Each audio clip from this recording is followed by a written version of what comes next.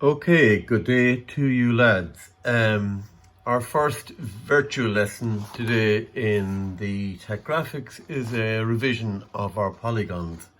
One of the sheets I gave you, which is sheet 1, plane figures, triangles, circles, deals with what is a polygon. And you're asked to fill out the list of sides on each one. Obviously, a polygon is a triangle.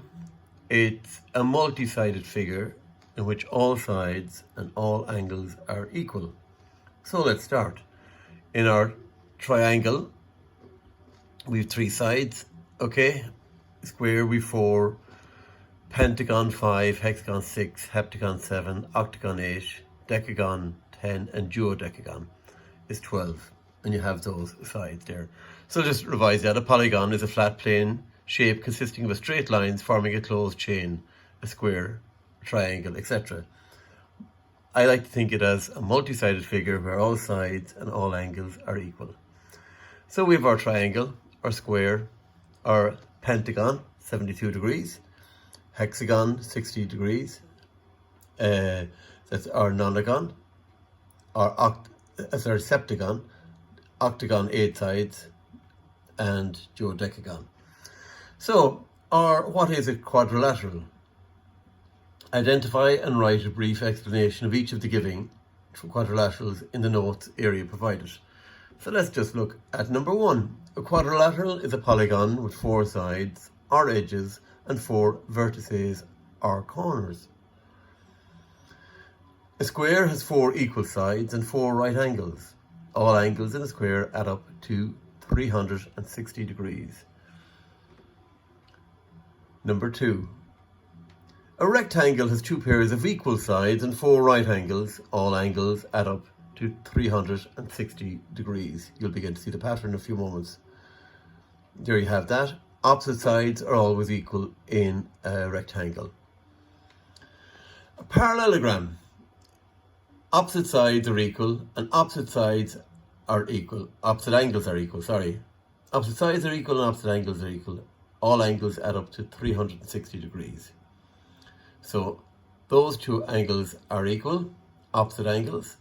Those 2 angles are equal, and all 4 add up to 360 degrees. As the parallelogram gets thinner or shallower, 2 of the angles will increase in size and 2 will diminish. Opposite sides equal, same as a rectangle again. So let's go on and take a look at our next question here now. On that, we have activity 3.2 again. Now, as we said before, these opposite angles are equal, and we'll just take a note on those. A rhombus looks like a parallelogram, but all 4 sides are equal in this case, and the angles aren't 90 degrees, but all angles will add up to 360 degrees. So a rhombus is a special type of parallelogram. All 4 sides equal, and all 4 angles adding up to 360 degrees. A trapezium has only 2 parallel sides. It's one of the interesting things, especially when it comes to measuring area. But it has 2 parallel sides. In this case, the top one and the bottom one.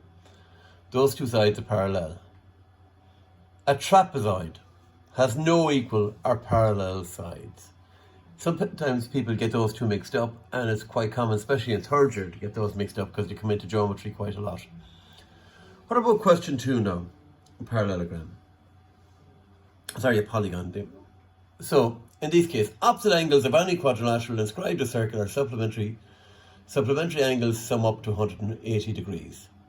Now, this is a particular situation where they're in a circle.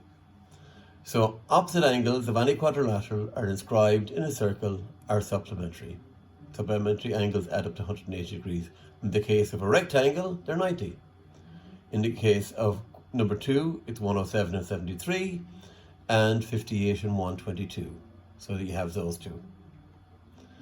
And finally, 3.3, our activity here is identify each internal angle of the parallelogram to the left. Draw the parallelogram using the given dimensions. So I've given you dimensions there: 100 length of the base, 70 degree angle, and 70 degrees there. And remember, that angle is equal to that, so that angle is also 70 degrees. Okay, determine the measurements of the internal angles. 180 minus 70 is 110. So our angle here is 110 because we know the angle in a straight line is 180 degrees. So you have that. The parallelogram, opposite sides are equal and opposite angles are equal. So that's going to be 110. So if all angles add up to 360 degrees, we now have 110 on 110, which is 220. So that leaves that one 70 and 70. And the given measurements draw the parallelogram. So we need our protractor for this, lads. So start with a straight line, 100 millimeters. Measure up the height, perpendicular height, 70, and draw a parallel line. Both those lines are parallel and a 70 between each of those. Construct a 70-degree angle with your protractor, and remember, they're very, very handy to have. They should have it in your mechanical set of instruments, 70 degrees, and we can finish that off like that.